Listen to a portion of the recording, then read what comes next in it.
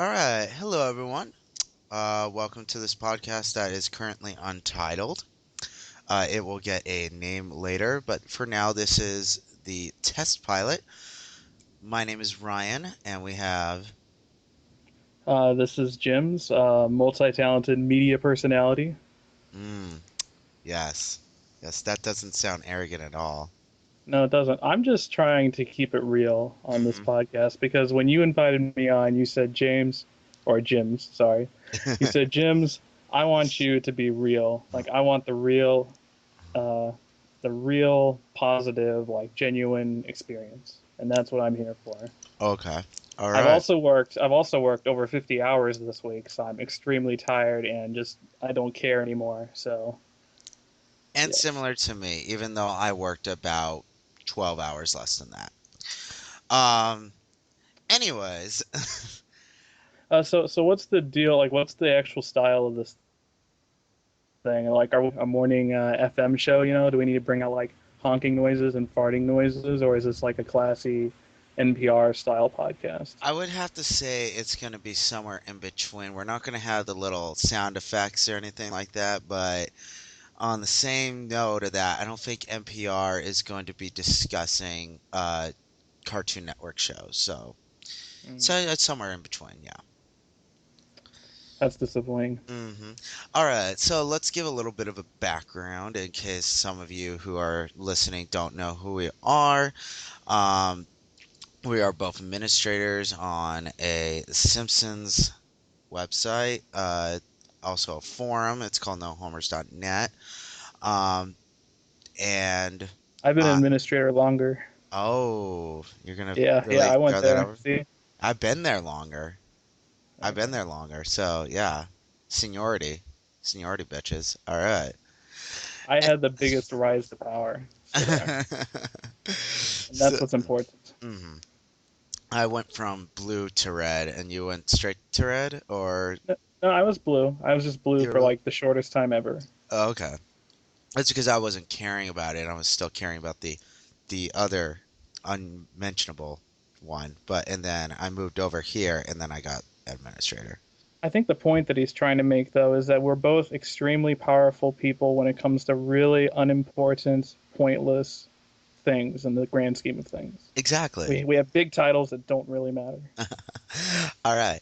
So we also don't live in the same place. We're also recording over Skype right now. I live in Los Angeles. He lives in Ohio. Flyover country. Uh-huh. Uh, and is there any do you like Ohio over there? What's that? Do you like Ohio? I mean, Yeah, Ohio is great. Like, it's way better than Los Angeles, for example. I live in Los Angeles, and I'll have to agree with that because I've never been to Ohio, but I can't imagine it being better than Los Angeles. I mean, can't Well, imagine it being I worse. thought I was actually picking a fight there, but in fact, LA is just terrible. Well, Ohio yeah. wins. Okay, do you have massive traffic? We have some traffic, but it's not anything like Los Angeles. All right. Do you have uh good weather? No, actually, it's to this kind of dates the podcast or whatever, but it's actually raining horribly right now. Like the weather is like the only thing you have right now. Oh yeah. Well, just to let you know, the good weather is not great because I'd rather have rain because it's freaking hot here.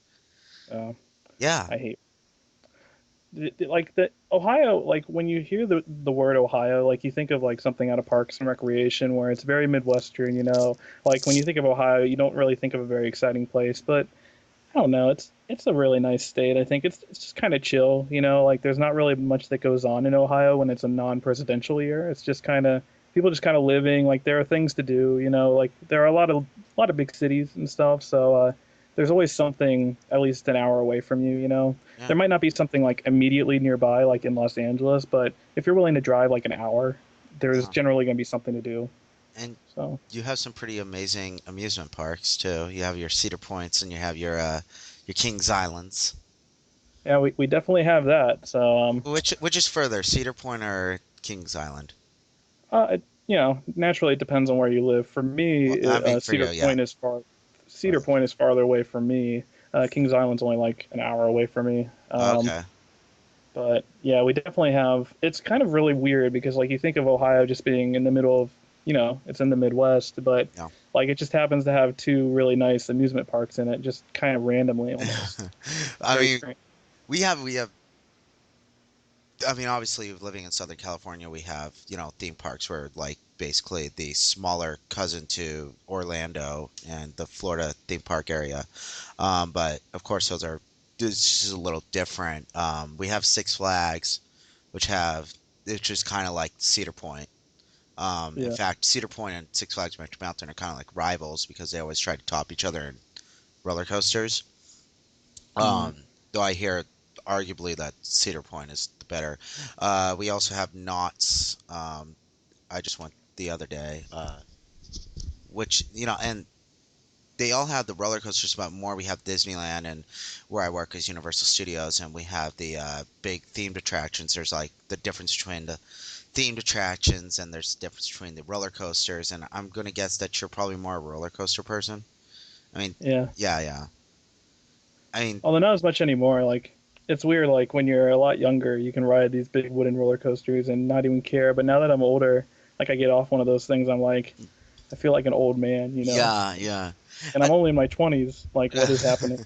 I actually don't mind the wooden roller coasters. I went on if anybody knows, a Silver Bullet at Knott's the other weekend, and it's a an inverted coaster, uh, and it's a Bolliger and Malabar coaster, and it's really smooth, but it's like really quick because seeing Knott's, they don't have much space, so they had to like pack it in tightly. So the ride is literally like one version after another. Where usually some of those attractions usually have they have space between the versions. So you do a loop and then you do another element and then you do another version. This ride is pretty much just inversion after inversion after inversion, and I got off of it. It's just, I'm only 24, and I just it completely knocked me out, like just senselessly. So yeah, I think like definitely as you get on with age, but that's another reason why I'm not afraid of roller coasters. It's just that they usually just really make me feel really winded. So not nauseous, just winded, like exhausted, like after getting off of them. Maybe that's probably a telling sign that I'm probably not in good shape, but it is what it is. Mm. I feel like we've talked about roller coasters for a long time. I know it does. It does. Uh, Let's I guess what I'm gonna say in general, I think because me and Ryan we like to instant message a lot, and I think one of the things I've noticed between us in terms of where we live and like how that affects it. I think for me living in the Midwest, I feel like I tend to view media and shows and TV. I tend to favor more down to earth things than Ryan does. We have these arguments often where if I don't find something to be relatable, like I tend to knock the episode a lot more than Ryan. Like I feel like the Midwest is very like we're much more conservative when it comes to Oh yeah. media and things like that. I mean, you guys are also have more red states than blue states, so that's not a shock as well. You Yeah, but guys, Ohio's kind of a purple state. purple state. Oh yeah. Well, I mean, it just depends on who they like, who the popular one is more. I guess you guys voted for Obama last year, right? Yeah, Or last whenever. Was it last year? That's when the election was? God, it feels like yeah. eons ago. Well, Um, Ohio always votes for the winner. That's just what yeah, we do. We it's true, win. yeah. And you guys decided, oh, Obama's okay, and then we realize, oh well, he's actually probably worse than we thought. But that's another discussion for another day. And everybody who hates politics just turned off this Yeah, they're podcast. like Obama hating. Urgh. Okay. Uh, and then the But yeah, yeah, yeah. that's my general outline, so people can at home can think, oh, Jim's is the guy who likes relatable, down to earth shows. I agree with him. Uh, Whereas Ryan is the guy who likes wacky, out there stuff that nobody cares about. oh, I like him instead. we're gonna discuss Futurama later on in the show, so yeah. Futurama is a very down to earth Yeah, show. I know. Yeah, the last episode was was was the Saturday Morning Fun Pit episode where they made fun of all your Saturday morning cartoons in the weirdest way possible. So Yeah, definitely Yeah. down to earth, down there show. Okay. Well, I'm gonna put last week's Futurama in the category of this is a Ryan episode, Okay. meaning that it's bad, basically. Oh, I didn't like it that much, but okay. I Uh, know. I'm yeah. just characterizing this in a fair and balanced manner. All right. I don't, you know, it's just one of those things where like, I guess like we actually had a whole sketch list of the topics we were going to discuss in like the order, but I guess we're skipping all the way to Yeah. Futurama right Uh, now. But no, no, uh, but let's back up. Let's back up. Let's back up. Let's save that for the end of the show because let's just call that a teaser. It's a teaser for the end of the show okay, because so if you want to listen to Futurama, just skip an hour. exactly. All right. Okay, So no, don't tell. They gotta listen to the entire podcast.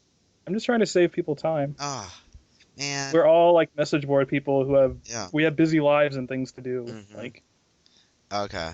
So, anyways, um, moving on. Speaking about our message board, we have the weekly Netflix club that's started by Hamster. Shout out. And our last choice on it, the first choice because we just started it, was the IT crowd. is it the IT crowd or is it the it crowd or is that part of the pun? It's the pun, and it's supposed to be the IT crowd. Okay, so it Yeah. is the IT crowd. Yeah. Is how we're supposed to be saying it. Exactly. And for those who don't know, this is a British series started by Graham Liam. Um, he was the one who made the comedy series Black Books and Father Ted. Um, and in Two two, shows I've never heard yeah, of. they're really good. They're also on Netflix. Um, and on he started, I believe it was 2006. It had four series of seasons in Britain because they do This is an American podcast, opposite. Yeah, Ryan. yeah. Okay, We're sorry. speaking American right now. uh, and it's a show about these two IT guys who get a manager for no reason who is IT illiterate, and that's basically a very basic, bare bones plot that they have to set up a lot of crazy antics, and it's really funny. Your thoughts, Jims? I think that they should just retitle the show "Oh Moss" Oh, because Moss. the show is basically just like the characters doing things, and then this nerdy character named Moss. He just basically his job in the show is just to spout witty one-liners that are kind of sassy too. Like basically everything you want, everything he says, they should just have a big graphic on the screen that says "Oh Moss" just Yeah, fill the screen. for those viewers who are wondering, this is kind of like if you took The Big Bang Theory and crossed it with Seinfeld and made the characters all very much likable. And that's pretty much what it is. Moss is very much like Sheldon Cooper if he was a really, really likable and endearing character. Um, and I think what a lot of people picked up on. I think it was kind of remarkable how who was participating in this club thing, pretty much everybody came in and said this show is basically British Seinfeld, or at least the episode we watched. In that, I think part of it is that that it has a very heavy and overbearing laugh track, which makes you immediately think of Seinfeld. But the way that they seem to generate their plots and the characters and the plots that they give to certain characters are very much like how Seinfeld operates. and now, yeah, Jim's watched an episode of the fourth season for the club, and he watched a bunch of the episodes of season one. Now, I watched the entire series because I'm a dork like that, and I have more free time than working 52 hours per week. Uh, so I had a lot of time to watch these episodes. I would say in the first season and the fourth season, there's definitely a Seinfeld vibe, and then it sort of loses that in the middle in a weird way. It's still kind of there, but it towards the middle, it kind of gets a little looser in the plots and it's not as tight and nothing's like actually like wrapping itself together, but like definitely the fourth season once again picks up that very Seinfeldish vibe. I compared it to his older series like Black Books, and Mm. it's there's definitely differences there, but I I'd would say probably yeah. say that I would probably say that if anybody listening right now haven't checked it out, to definitely try it out because even though we said that it's a British show, it's very relatable. Oh yeah. Like Like pretty much the problems that happen in these shows are very universal. Like they make British jokes, and they use the euphemisms. Like there was like in that episode they used the expression "sea park," Yeah. as like Sea World and stuff. Yeah. But the actual plots and stuff and the humor is very universal. I think pretty much everybody would be able to get what's going on in it, and it's very smartly written. Like I said, the laugh track is very overbearing, but if you can deal with something like Seinfeld's laugh track, you can definitely deal with this one. Oh yeah. Yeah. And the other thing, like, that's the thing with British shows. You basically have to watch one, and once you watched one, you can kind of get in the groove of it because I'll admit it's kind of jarring to watch one for the first time because not only is the strong accents, because you have a lot of accents flying around. Roy, played by Chris O'Dowd, has an Irish accent, and then some of the characters have a British accent. Some characters have different, more Cockney accent, and that like makes it a little hard for a second. Also, it's the vocabulary that they use, but you just have to just know that quid is like bucks. The end. Yeah. That's all you need to know. Quid equals dollars. Yes, there you go. And then I think that's probably definitely not it all, but that's all, the main thing you need to know because money is like the universal concept in like a lot of British shows. Yeah. Well, I think most people when like they see a character give another character some money and say I give you 20 quid. I mean Americans are pretty stupid. I mean, Yeah, let's not like dilly dally around this, but I think most people would get the context in that yeah, situation. hmm So yeah, but if I can understand it, most people can understand it. hmm yeah, but no, it's a really funny show. They were going to do a fifth season. The show ended its fourth season in 2010, and then the guy behind it, Graham, he decided, you know what, I'm not going to do the fifth season. And the fourth season ended its episode on a really plain note. So everyone got really pissed. So they're doing a 90-minute special. Actually, like just was taped like about 30, like about a month ago, and it's going to be airing later this year. By the way, talking about the laugh track, that was it's not actually a laugh track; it's a live audience. Okay. Well, I mean the same thing. Like it. Yeah, I guess a live audience is better, but it's still very overbearing. Like they literally will laugh after like every line in some instances. yeah. Even lines that aren't that funny, which makes me like now that I know that it's a live audience, I wonder, like the British public, like what is wrong with you? That joke was funny. You're not supposed to laugh. Maybe they use those signs like in America, No, well, okay, well, they don't have laughter signs; they just have applause signs. But or no, no, in Britain it's a applaud politely sign. applause lightly. Oh, Yes, yes, I'm sorry yes. for saying that. I feel that. I made fun of uh, Americans earlier, so I I think it's the same thing as the Big Bang Theory, uh, to where the characters are so beloved by they get so beloved by the public that they just overreact to anything. I mean, the thing about the Big Bang Theory is that people have to remember is that they really do have a live audience. I'm not defending the show because the show is a piece of shit, but the they heard these audiences in, and these audiences are usually from like the Midwest, and they sit on. Yeah, oh, I it's know, my fault. I'm doing it, and okay, like if you don't see celebrities every day, do you, Jims? No, I don't. Okay. There, you got Yeah. me to admit it. Mm-hmm. Exactly. So if we put you and other people like you into a soundstage, and then you got to watch your favorite television show that you see every single week, and you just love these characters, and when Sheldon does Penny, Penny, you get to see that live and it blows your mind and you just go nuts. And that's exactly what happens on the Big Bang Theory. And I think that's what's going on over there. And it's kind of like that's probably the flaw in having a live audience. Some people really like it because it adds kind of a theatrical quality to it and lets the actors kind of bounce off the audience. but I don't think it works well in the television format. But I can forget that for the IT crowd because the jokes are actually funny.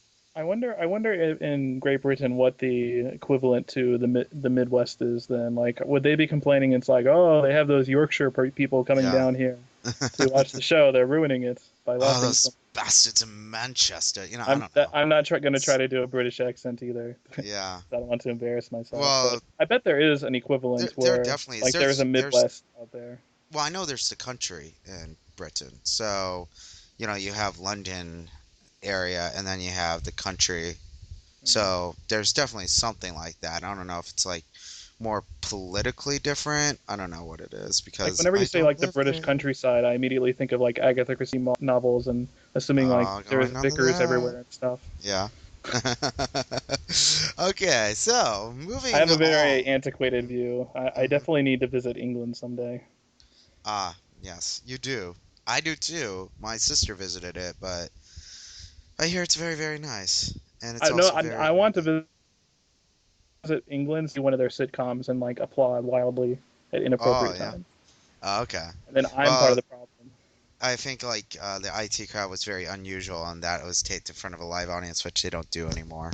Mm, Yeah. oh well. So good luck. Good luck. So that's basically the IT crowd. Yes. Okay. I So. will stop making jokes about Britain.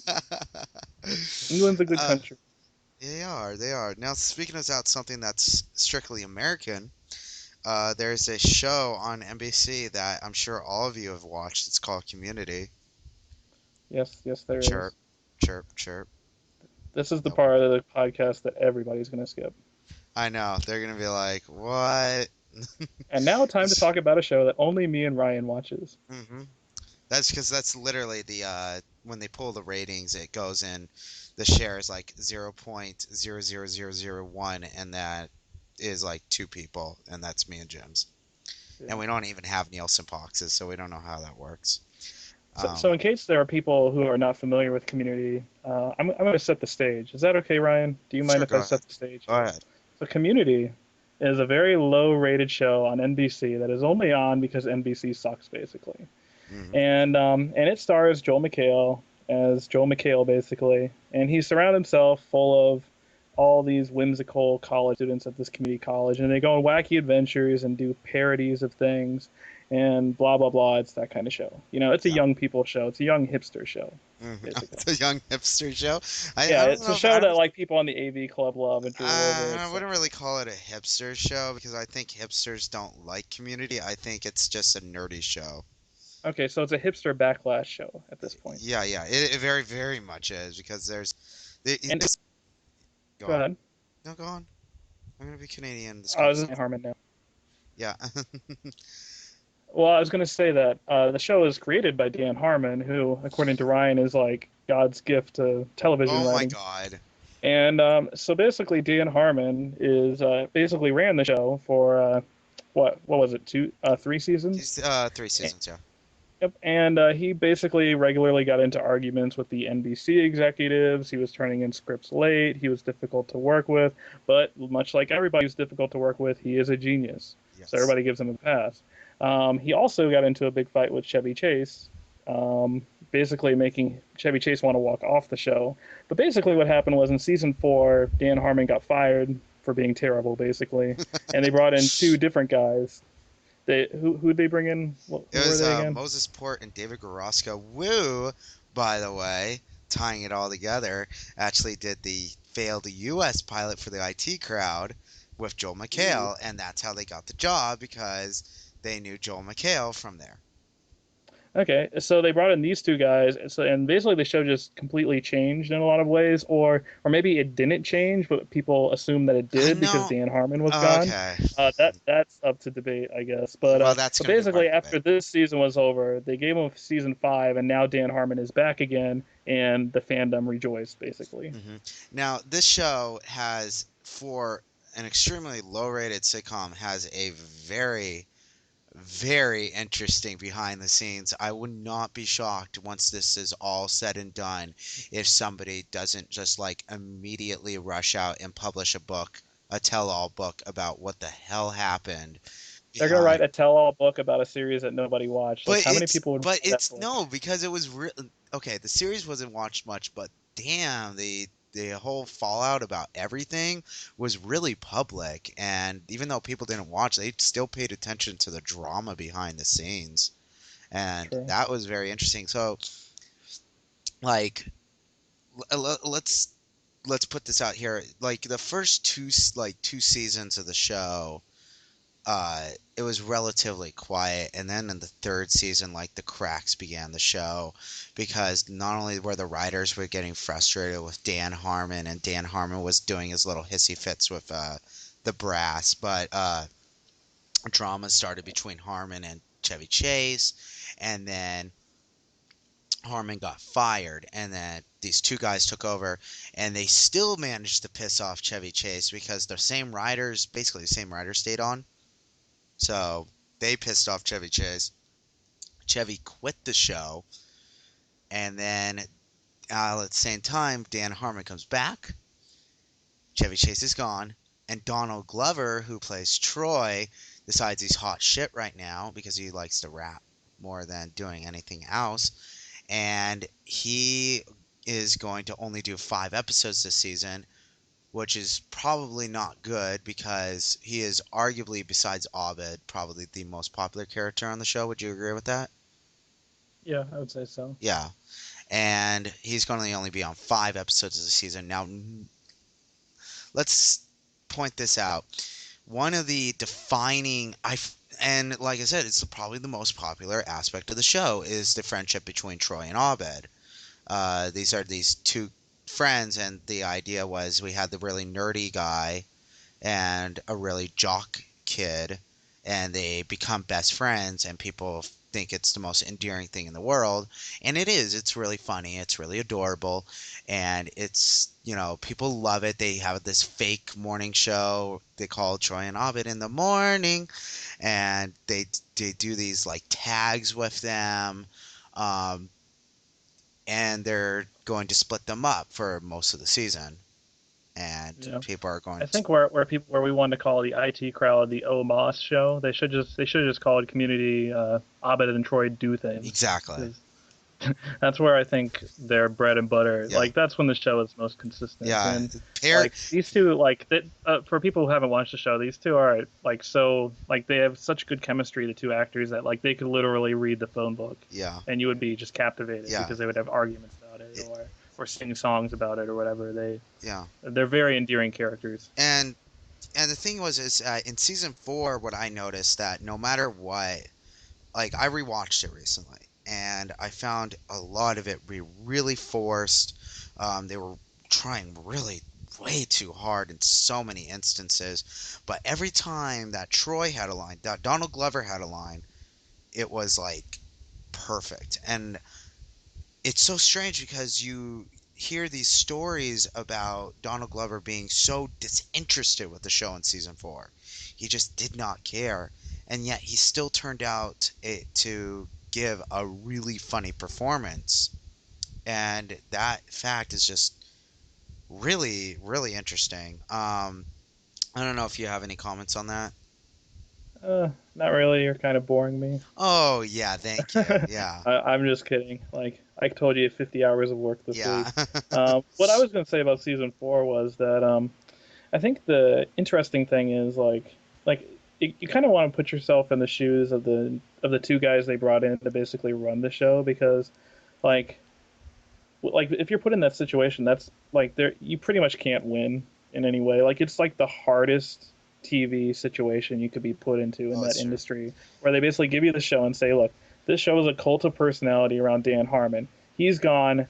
Basically, you two guys run the show and try to like not fall on your And B, faces." Dan And Harmon. it seems like the prevailing interest that people said, like the actual outcome of how season 4 turned out, was that they actually tried a little too hard to put in fan service in the episode Exactly. instead of making the show completely different and just go in a completely new direction. They decided to see, let's see if we can do exactly like Dan Harmon would do and just throw in as much fan service as possible. And the interesting reaction on the whole thing was that everybody almost universally hated it. Yeah. Like they threw in the fan service, but everybody just loathed it because it did not seem like legitimate Okay, in a so way. this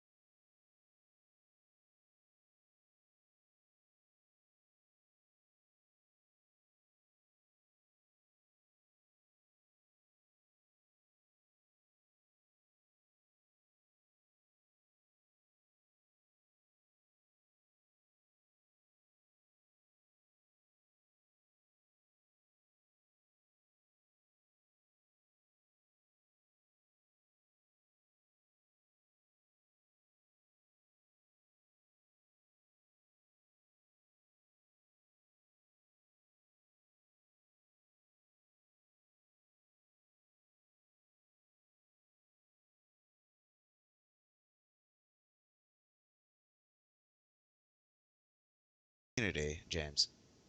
Okay. Well, there goes my flow. What I was saying before I was so rudely interrupted was was that the interesting thing with Community was that they threw in a lot of fan service, and normally the internet just eats that kind of crap up. But in this particular instance, everybody actually kind of resented it. Well, they did it in a very clunky way. Like the fan service was very obvious, like, oh, remember this, you know? Yeah. But also, I think there was a little bit of the Dan Harmon thing where people didn't view it as being genuine or legitimate. Like this was like the Diet Cola of Community in a way. And I'll agree with that. And I know you keep making fun about how I think Dan Harmon's a genius, stuff like that. But the one thing that always seemed remarkable to me was the way in how he approached doing fan service and callbacks, in that he never just wanted to replicate itself. He always wanted to try to add a new dimension, and he couldn't add something new, then he would just completely abandon it. It was like he felt like he did actually have something to do with paintball again, so he did the finale and made it bigger and better. And uh when he tries to reuse jokes, he tries to embellish upon them. um and I think if he was running season 4, he would have just okay. So in season 3, Oh no. arguably, the show got up its own ass, as a lot of people like to say. Or Um, basically what I say. yeah. No, you're not the only one. Don't worry.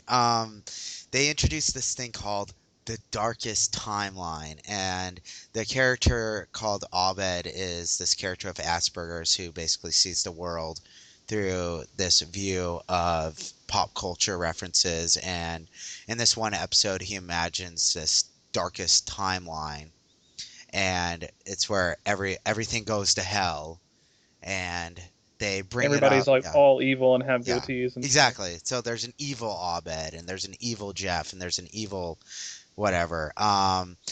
And they do it. They bring it back in season 3 as a way to unlock Abed's mind. and see what he's going through. And they do this evil Abed arc, and they have the darkest timeline, and then it ends in season three. And for no reason in season four other than to just please the fans, there's seriously no other reason for it.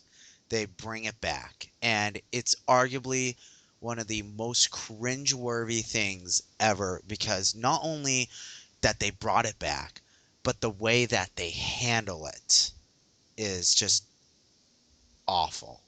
It was Yeah, just awful. and I think that's definitely the biggest guilty thing in terms of the fan service, because it's kind of like a, oh, remember this, like everybody loved it at the time or Yeah, whatever, because it actually got started in like what's considered one of the best episodes of Community. yeah, But I think the new writers when they, and because they want to show, hey, we're like you, we like this show, so we're gonna bring this back. But I don't think they really thought through, like, does it really need to happen? Because I mean, the way they did in season four, it was almost like a inner universe kind of thing. oh And my like, god. it's considering how I told you at the beginning that it was basically a show about Joel McHale at a community college. It started out as a very down to earth show, and to go from that point to being a show that has a very sci-fi Yeah, kind of premise with other universes and stuff, like as an audience member, I'm kind of wondering, how did we get to this point? yeah, well, and they try to play the thin, the I guess I would say the thin line where it, spoiler alert, by the way, for those who don't like community spoilers, and most of you don't care, the whole thing in season four, of course, just like season three, it all turns out to be within somebody's mind. And it was a really cheap cop out because you knew it had to happen, or else the show would just lose almost its entire credit. I think it would just like that would ruin everything if that And, really did happen. and that's the thing with that, because like they said, like, oh, it was all a dream, but like from my point of view, coming from the Midwest, as we've established, where I want things a little more relatable and down to earth, Yeah, is like, even though like they justify and say it didn't actually happen, it was just a big like delusion kind of. Like, I still have to sit through 20 minutes of a yeah, show that I didn't really want to begin with. Like, yeah. the show that I signed on for at the beginning in the first couple seasons is very different than what I was actually delivered there. So I'm not going to be apt to be Mhm. completely on board, even if they do Yeah. justify it in the end. Uh, and I would say That's that's how I tend to okay. feel when they get really weird on the Okay, show in okay, general. okay. And I would justify that. Okay, you probably felt that way in season three, I'm guessing too, right? Oh yeah, Yeah, toward that the end. virtual system analysis with the Dreamatorium. Okay, there's an episode. Okay, let's go a little back. Abed, like I said, is a character of Asperger's. He views his world through pop culture references, and his best friend is Troy. And they get an apartment together in season three. And if you ever watch Star Trek, there's a device called the holodeck. You go into it, and you can anything can happen. You can have anything. I don't know. I don't watch Star Trek. That's all I basically know about the reference. So they create their own version of that called the Dreamatorium, and it's a room that looks exactly like the holodeck. They took a bedroom and they put all this orange tape around it to make it look like a vector matrix and stuff like that. And they have an entire episode where Abed and Annie, who's also his roommate, played by Alison Brie, they spend the entire episode in the Dreamatorium, and it's a very experimental episode. And James would say it was very self-indulgent. Oh my gosh, it was the most self-indulgent episode of TV I, I've th- ever seen in I my want to life. hear your argument first. Okay, well, I mean, first of all, my argument is, one, did you watch the episode? Yes.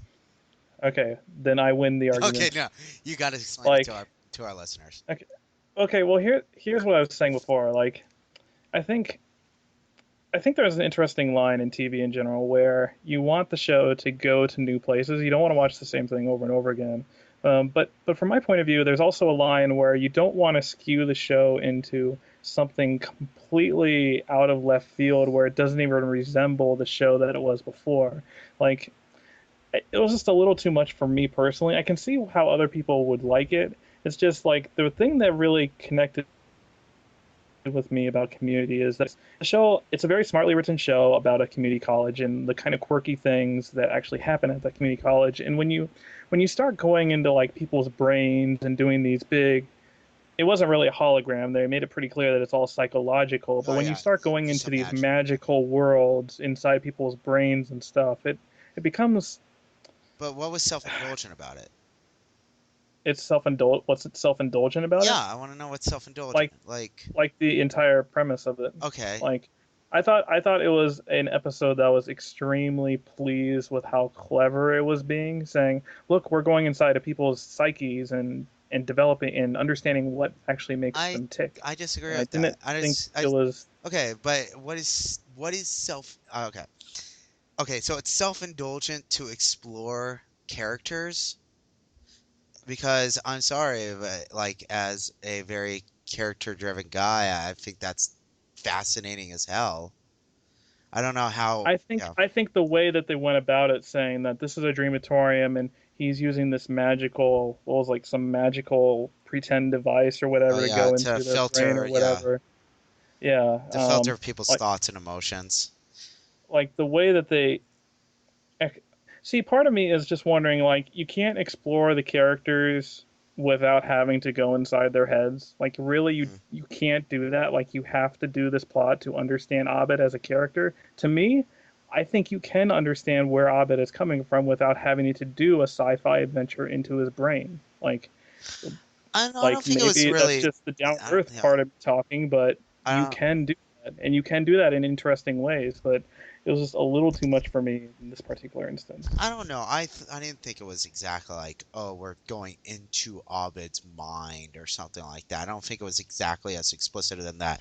Um, I think more or less it was more about Abed and Annie learning about each other because I think I'd argue that half the episode is more about Abed in understanding Annie and where she's coming from because there's a good chunk of that episode where he's tries to explore why she is so focused on control and what she wants out of life.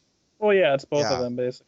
So that and then we get to Abed at the very end, and I don't know. I thought it was endearing and creative, and yeah, it's a little on the weirder side, and it does get very existential and very strange for what is essentially just a NBC sitcom about a community college.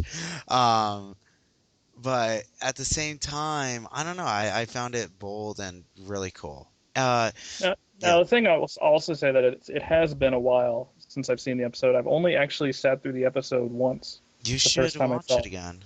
So I should definitely watch it again. So I'm not. So maybe I will rewatch it sometime and Yeah, say this is actually genius. Like it's yeah, totally exactly. possible that everything I'm saying right now is based on that initial impression. Yeah, So I I will give that caveat. I will admit that it took me a few episodes to not. I'm not gonna be pretentious to say get it, but I'm going to say it took me a few episodes to really get what I liked about it. Um, Oh, you mean like how many times you watched it? I watched it probably when it first aired. In the first week, I watched about 3 times. Wow. Yeah, and I probably watched it once after that. Um, but I'll admit, at first, I was kind of put off by it because it did seem at first like it was being very off-putting and just weird for the sake of weird. But then I Yeah, maybe started when like, I say yeah. self-indulgent, I should be saying pretentious instead as a better Mhm. term. I don't know, pretentious. Okay. Well, I think that's the term that I mean yeah. when I'm For the describing it. record, I did meet Dan Harmon at Harmontown like about a See, week before that, and everybody was crowding around him, being like little geeks at their like Community season 2 sets. Oh, sign my set, and I was one of those geeks, and we are like, oh my God, Dan Harmon, we're so excited for the Dreamatorium episode. And he's like, oh, you mean that self-indulgent piece of shit? is that really what he That's said? literally what he said. Dan Harmon, I love you. I take back everything I said. Oh, he hated it, but he hated it in only a way that Dan Harmon could. So Um, yeah, and then but let's be straight here that Community is much more renowned, not only for the characters but for the parody episodes, the special episodes, as they say. Yeah, Do you I agree? think if you're a big fan of animation and The Simpsons and big parodies in general, like because in some ways Community is written like a cartoon in a lot of ways, just in terms of how broad they do in terms of their parodies. One of their most famous ones was definitely the first paintball episode, Yeah, in which they basically just do an episode where the community college plays paintball against each other, but they make it really epic and basically parody every action movie you have ever seen in your life, and it is amazing. yeah. Look, Like everybody who's never watched Community or is even interested in the show should just go out and watch that yeah, because it is like the perfect gateway kind of like this is what the show does. yeah, 10 episodes. and it's funny because like the first season is very much a gateway. The first season is very different than the seasons that follow it. Would you agree? Oh yeah. Yeah, because here's what happens. Like it starts out as this very quirky, smartly written comedy, but it's very down to earth. And it's just about these little tiny misadventures that these characters have at this community college, and it's arguably much more focused on the relationships of the characters and this, these will they won't they romances, and kind of going over very general sitcom tropes, like the basic sitcom tropes. And then towards the end of the season, like you said, they try that paintball episode, and then they have an episode that parodies Goodfellas. And do they do? And that's the only two really special episodes, right? Yeah. In the season one, and then Dan Harmon looks, and those are the most popular episodes of the season, and people like went gaga over those, um, because that's something that you just didn't see on primetime uh, television. You didn't see them trying to go for like these big scoping parodies, and a lot of people thought it was really groundbreaking. So Dan Harmon looked at that and said, okay, well, I'm going to do more of that in season two. So season two is half comprised of regular episodes and half comprised of what you would call quote unquote special episodes. There's an episode parodying Apollo 13. There's a claymation episode. There's an episode where they spend the entire time in the study room playing Dungeons and Dragons. There's a mockumentary episode. Uh, there's another paintball. There's two paintball episodes where it's two Potter, and it parodies a Western, and it's Star Wars, and what else am I forgetting? There's just a bunch. Yeah. Uh, And generally they're done very like in the universe like you mentioned the Goodfellas parody. Like that's an episode that's about chicken fingers at the cafeteria. Like yeah. it's often very mundane things that they use for the actual what's Hmm. happening in the real world. They just dress it up in like wacky sci-fi western kind of motifs. Yeah. So it's that kind of show. Hmm. And it's funny watching like the second season, because every now and then they would like have just the normal episode, and then you would get to the big bold brassy episode. They also, one of the most clever episodes is an episode that was hyped up to be a Pulp Fiction episode, but turns out to be entirely parodying an entirely different movie what altogether. And they have, of course, they had the clip show. That's actually a fake clip show that has all fake clips. And then season three, they up the ante, and then they introduce like the entire season has like this huge arc with this story going on, and it comes really bold. And some people don't like it, but I don't know. I liked it. So Yeah. yeah. If you guys like Ken Burn documentary parodies and Glee parodies and Law and Order parodies and parodies upon parodies and more parodies and video game parodies, and you like that. And then, like we were saying, season four tried to replicate that. They tried to give you pretty much everything. There was only 13 episodes, but it was interesting where they didn't have many special episodes. They did a Scooby Doo parody, another documentary episode, and the Puppet episode, a Hitchcock parody, Freaky Friday parody. Oh wow, they actually did a lot. Never mind. Never mind. I'll backtrack what I just said. uh, and it didn't work. But if you guys do like parodies and them being done really well, and I guess check out Community. Yeah, I tend to agree. It's a good show. Yeah, I've kind of been like I've been talking like I'm sure everybody can tell a little bit, but I've kind of been falling out of it the last couple seasons. But yeah, I still recommend it. Like, whatever style you like, there's going to be something there for you. Maybe you will like the weirder stuff in the later seasons, or maybe you'll be like me and prefer the earlier stuff. Like, there's something there for everybody. I think yeah, so. Everybody should if it sounds interesting at all to you, just check out a couple episodes. It's not a super long series anyway. yeah. So, anyways, moving on. Because I think we talked about Community enough, dude, you agree? Yeah, I know. I feel like toward the end of that, I was like, oh my gosh, Yeah, you don't want to know how long we've talked I about watched Community. I watched this show and I'm just like over it by now. Yeah, we've talked about Community longer than an episode of Community. Or so. So moving on, we can go on to another niche topic that our listeners may or may not want to listen to. Would you like that? Sure. All right, let's talk about. He remembers it, so you don't have to. He's the Nostalgia Critic. The Nostalgia Critic. Thoughts? Yes. Thoughts? Nostalgia Critic is a popular internet series where he reviews nostalgic movies. Mm-hmm. Well, not so much anymore. So, okay, Okay. there's. Let's shed a little bit of history on this. There's this guy named Doug Walker, and he started on YouTube.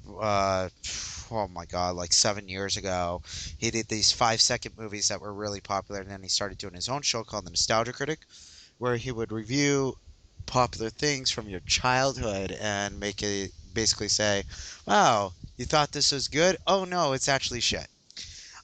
It was really successful. Um, they started their own website called thatguywiththeglasses.com. And it started this huge cult fan base. It was really fun, like back in the late aughts, and then it just started to falter. Everybody started to leave it, and Doug Walker decided, you know what? I think I'm done with this too.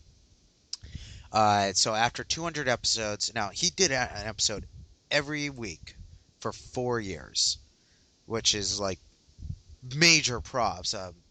Jims, you have a weekly series, and you know how difficult that is as well, right?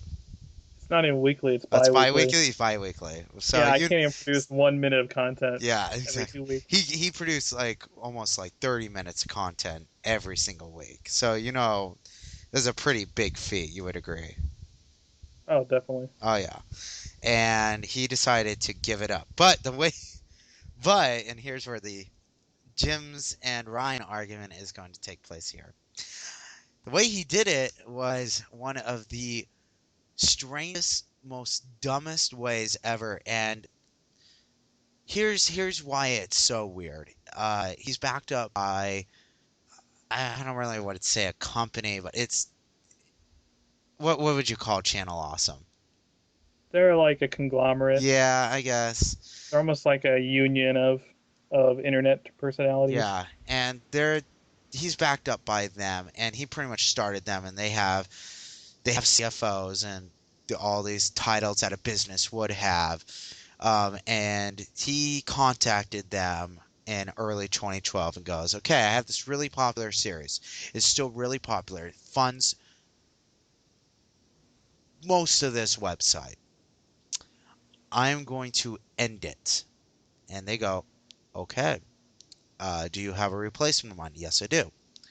"All right. We'll put in an announcement of it." "No, no, no, no, no, no." He goes, "No, I don't want to do that.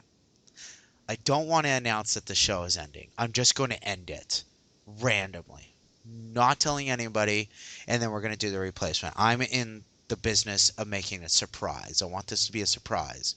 Because he wanted to make. So the website does these anniversary specials, which are these movies that are made by Doug Walker that take all the personalities on the website and they go and they make this huge big movie and everyone bounces off of each other and everybody either loves them or hates them. And he wanted to make the final anniversary movie. And at the very end, he was going to kill off the character, the Nostalgia Critic's character. He wanted to kill off the character. And in order to do so effectively, he couldn't announce that the critic was ending, that the show was ending. So mysteriously, the show airs a series finale in last August. And everyone's like, is that the series finale? And Doug Walker goes, maybe. It's like, he won't answer it. And his You brother were won't so answer it. mad about that. Sorry, it's a really stupid thing to do. But let me discuss. Like, if it really worked out for him, then I wouldn't be complaining as much.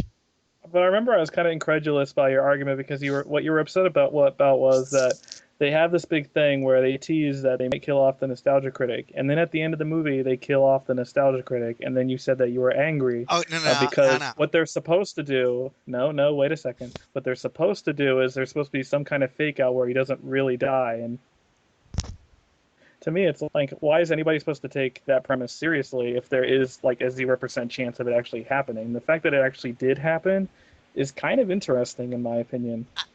Okay. like When we're talking like about, why even have that be the stakes if it can't ever happen? it's funny. Do you watch the Venture Brothers? Yeah, like first three, four Oh, seasons. dang. Okay. I can't discuss that. Let's just Well, that's enough of say that. that that show also does not shy away from killing off main characters. I can say Okay. that safely. Um, Okay, so I can assume that one of the characters in the first three seasons is just gone. well, I you presume. said you watched up to season 4, right? Yeah, I think I can't remember. It's either three or four is Okay, when so I yeah, stopped. they've already done Like I saw the they two. killed off one of the henchmen. Exactly. That was one of the main characters of the show. Yeah. So, and that's not a spoiler alert unless you count like 4-year-old spoilers as spoilers. That's actually a 5-year-old spoiler. Oh wow. Um, anyways, when a show does it, that's pretty ballsy because the show doesn't end with that. Okay, Okay. the show ended. They literally ended the series without anyone telling. This the series ended. That was it. That was the show. Okay, Okay. they don't like if you watch. Okay, was there any popular dramas that you were watching that you watch? Not just say watching. Watch. That just suddenly No, ended, no, for no. I'm example. just asking in general. I don't know. You don't know. Like you just want me to come up with one? Yeah, Like can we? yeah. Let's just use the example of Futurama. Let's say Futurama is a really popular series that could go on forever. No, but that doesn't. If you're watching Lost and you were a huge Okay. Losty Fine. and it just ended in the middle of season 1 like that, you'd be pretty pissed, right? Nobody told you anyone. Uh, You don't get any. It just ends. It's like, oh, there Now, we is go. this a situation where the creators just didn't want to do anymore, No, or is it like the TV network canceling